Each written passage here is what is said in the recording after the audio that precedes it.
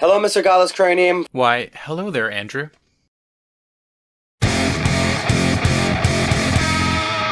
For all of you who don't know, Godless Cranium is a YouTube channel. I highly recommend checking him out. He provides intellectual atheist content, and he's really good. Thank you for the kind words. So Godless Cranium presented a really amazing question. It's a simple question, but it's really amazing. The question is, what beneficial aspects of religion can't be replaced by secular means? I also want to say thank you for being the first religious person, at least I'm assuming you're religious, given the tone of the rest of the video, to get this question correct. For those watching this video, about a year ago I put out a video titled, My Challenge to the Christian Community, and in that video I asked the question that's on the screen in front of you. If you'd like to watch the full video, I've left a link in the description box below. The reason why this is such a good question is because if you cannot answer this question, it can make your faith shaky. Did someone say shaky? Wiggle, wiggle, wiggle. Wiggle, wiggle, wiggle.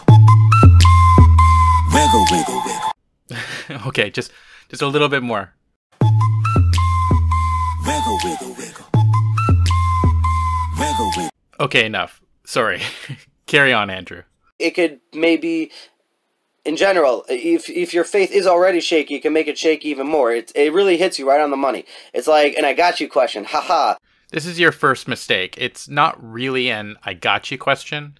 It's a question born from being told repeatedly by both atheists and religious people that Christianity is needed in society. They assert that it can't possibly be replaced by other philosophies or ideas, and that without superstition-based religion, society would crumble. Yet when pressed to name the specific aspects of religion that can't be replaced, they usually resort to vague notions such as community or morality, without driving down into what specifically about community or morality can't be handled without resorting to superstitious nonsense. Hopefully, you do better.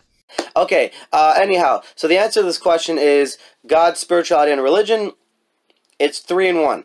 So, you need religion to get close to God. This is just generally how it works. You believe in the religion because you believe in God, and the religion is the traditions and everything God wants you to do. You follow all of that.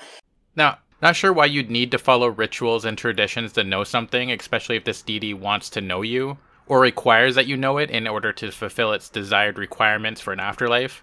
I don't have to wave around a canister of incense in order to know my fiancé. I don't have to follow a bunch of arbitrary rules to walk next door and knock on my neighbor's door and get to know them. And by doing all that, you get a spiritual feeling inside that connects you to God. This spiritual feeling inside you get that connects you to God gives you incentive to want to get closer and closer and do that much more things that you would not do on your own. This is like the highest of incentives you could possibly give for people to have to do. I fear you're not following the basic ground rules of the challenge. What sort of things are you motivated to do that you can't be motivated to do through secular means? What exactly does a spiritual feeling feel like, and can it be duplicated through other means? I honestly can't think of anything that a religious person can do that a non-religious person can't. That's really what it comes down to, because no religious person will tell you they don't want to be close to God. Maybe not out loud, because some of these gods are supposedly threatening them with eternal torture. But I know when I was a Christian that I was uneasy with the idea of getting close to a being that would just drown innocents or casually order the genocide of an entire people. Recently, a religious apologist asked me a question on Twitter, which kind of backfired on him. He was swamped by people responding to his challenge with personal stories of how they or their loved ones had beat some sort of adversity in their lives by dropping religion. Some were better able to cope with depression. Some were free to seek medical treatment for mood disorders. Some said religion was part of the reason they began using drugs and alcohol, but were able to beat it once they dropped their religion. Some said they beat intravenous drug use by dropping their religion, which helped them take control of their own life and seek the help they needed. Carl tells a story of seeing people being able to leave an abusive relationship once they realized that religious leaders had no power over them. Some said it helped them overcome suicidal ideations, and so on. It was really an uplifting thread once you got past Andrew's horrid apologetics. I'm not saying that atheism is a dogma or a set of philosophies that will help you accomplish any of this, but the act of dropping the superstitious nonsense that is embedded in a religion can definitely free you from the mental shackles that are preventing you from seeking the help you need.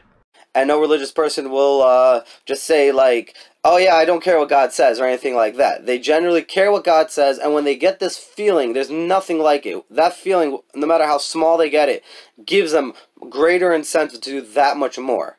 This is not something you can get in the secular world. You cannot get it, at least to this extreme. Maybe you will have incentives out there that exist to get you to do things to greater heights, but to have something that you believe that's a God, that's the most ultimate being in the world, to want to connect to something that's the greatest thing out there is of the highest incentive. So that cannot be replaced by secular means.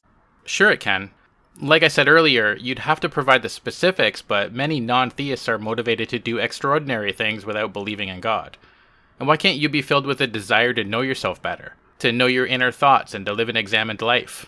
At least you're real, and your conscious experience is what makes anything in your life meaningful. Take meditation, for example. You can be an atheist and want to deepen your understanding of your own mind. Some people go on meditation retreats or spend years of their life meditating. That takes incredible dedication and self-discipline, and many of them aren't motivated by belief in a deity.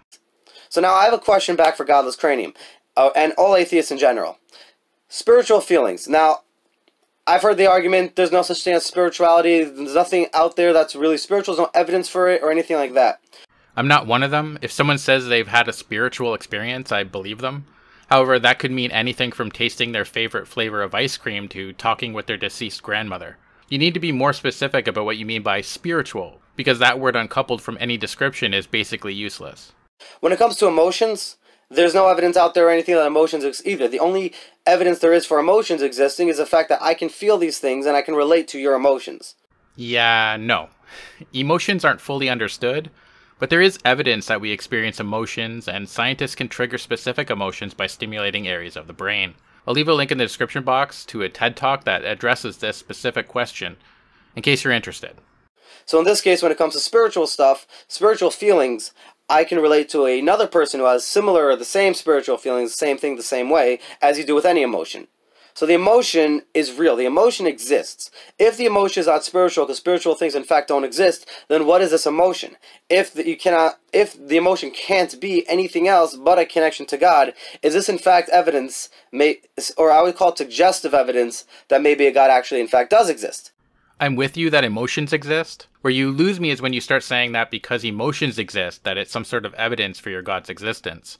Again, you need to be more specific when you're talking about spiritual feelings you think can't be explained coherently through a secular lens.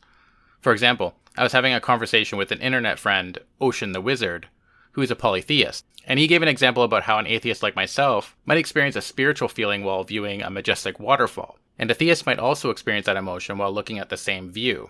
A polytheist or a monotheist might attribute that feeling to a deity, but I can view it as a natural phenomenon, and it wouldn't be incoherent. Because nothing you do getting close to God, the spiritual feeling you get, exists any other way.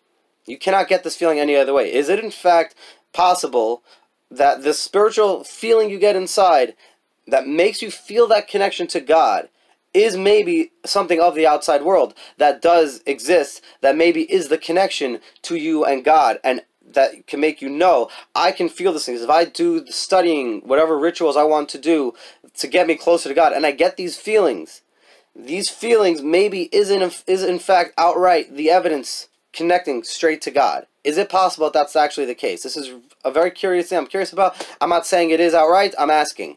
I guess it's possible, but I view it as being highly, highly unlikely. I also see no reason to attribute it to something supernatural. When I meditate, for example, I could easily describe my experiences as spiritual, but I see no reason to believe they're anything more than a natural phenomenon that's achieved through natural means. Anyhow, hopefully I've answered your question sufficiently, Godless Cranium. Thank you, and have a good one.